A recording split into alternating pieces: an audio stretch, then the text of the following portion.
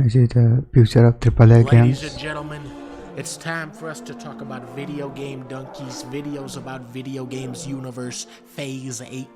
Today I'm breaking down my entire plan for next year's videos. I want to be completely transparent with you guys next year. No surprises. I want no twists, no GTA 6 too? curveballs. No saying this is Black Myth Wukong and then playing the far superior Black Ops 6.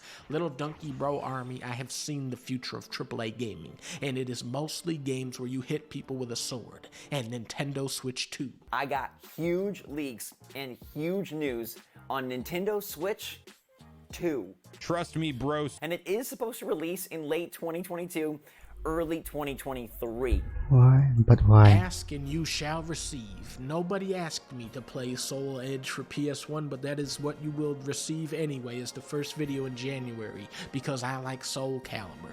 And then we're going to be wrapping things up for the big January reveal of the Switch 2. Nintendo has already started preparing the mass production for the next-gen Switch, which will be launched in 2021.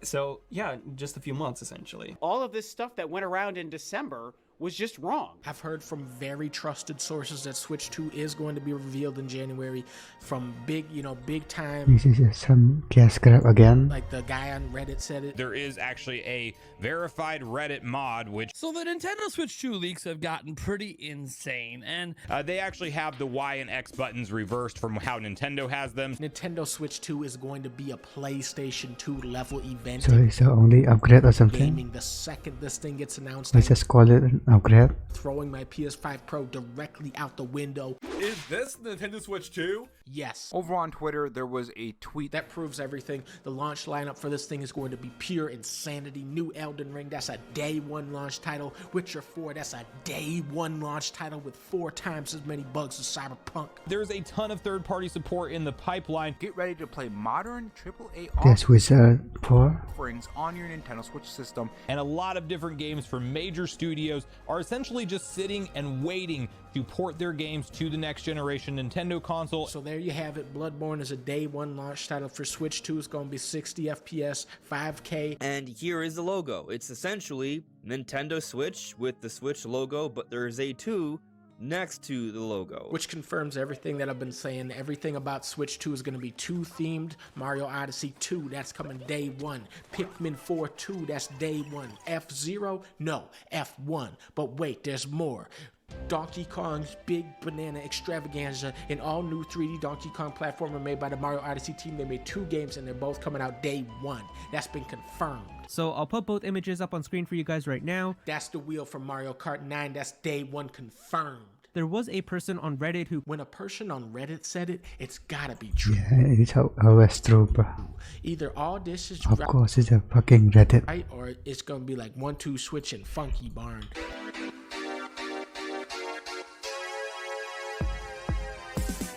January 17th, we're playing Dynasty Warriors Origins. You play as a woman hitting people with a sword, which is what I love so much about video games. Finally, we're going to learn the origins of Dynasty Warriors. And did you know that the first one was actually a one-on-one fighting game, just like Soul Edge? January 23rd, of course, we're going to be playing Star Wars Episode 1 Jedi Power Battles Remastered.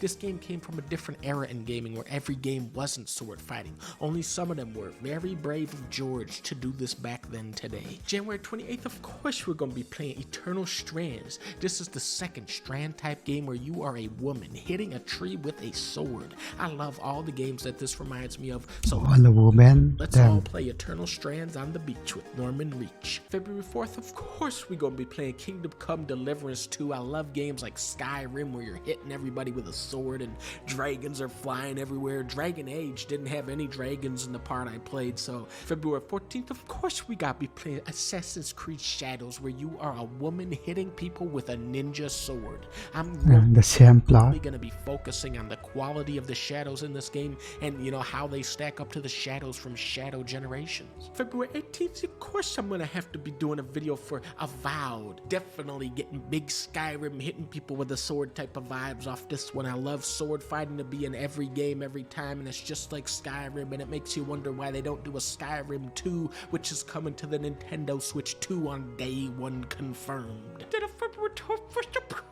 we have to do a video about pirate yakuza in Hawaii. In this game, you play as a Japanese gangster who becomes a pirate captain that can create clones of himself. How in Hawaii? But Then he why? sails to Hawaii and teams up with a giant boxing monkey. It does have sword fighting, but I feel like it has too much stuff that isn't sword fighting for this game to be successful next year. February 28th. Yeah, he's too flamboyant. Of course, we're gonna have to play Monster Hunter Wilds. This is a very innovative game where you can choose to be a woman or a man and then hit monsters with a sword. I don't think they've done sword fighting in a game for a while, so it's gonna keep things pretty fresh like Skyrim. In March, we're definitely playing South of Midnight where you play as a woman, you're hitting monsters with a sword. It's exactly the right kind of game. Then Switch 2 hit shelves, boom, we get Witcher 4. You're a woman hitting witches with a sword, but you gotta use the golden sword for aquatic monsters, I believe. Onimusha, I love it. We're hitting with a sword. Ninjas are involved. The guy from Onimusha Damn, so many swords game, huh? 3 is involved. Ghost of Yoti looks phenomenal. We're doing ninjas for a change and hitting with a sword, kinda like Skyrim. Then I'm gonna play Skyrim for the first time. I've never played it yet. I've heard great things. To me, it sounds a lot like Skyrim. Then Fable is coming out. You're the woman from Fable 3 with a sword hitting people Why is it always a sword, with it. man? It's what we love to see. Is that exact copy of Skyrim? Then we got Black Myth Wu Chang, Fallen Feathers from the Butt of a Swan. It's a woman-based game with swords like Bloodborne and Sekiro. Kinda got that ninja flavoring to it that we love to see. Phantom Blade Zero, you are a woman ninja hitting people with a sword. Project the Perceiver, now this looks really interesting. You play as a woman ninja with a sword. You're hitting people with the damn thing. It's such an original premise. Where winds meet, you're a man ninja. Yeah. And you're hitting people with a Man. sword like Onimusha. And then I'm thinking we're gonna close out this year strong with Intergalactic. This is the new game from Naughty Dog, which is one of the best studios. We're talking Crash This original. Bandicoot, Jack and Daxter, Uncharted, Last of Us. I swear, every time Naughty Dog steps up to the plate, they hit a home run. But for some Why reason, does it look like a Detroit Become Human? I started getting this bad feeling when I was watching this trailer.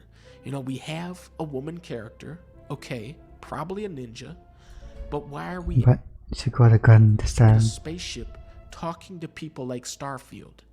And I started thinking, I don't know, man. Maybe gamers were right. Maybe Naughty Dog is losing that magic touch.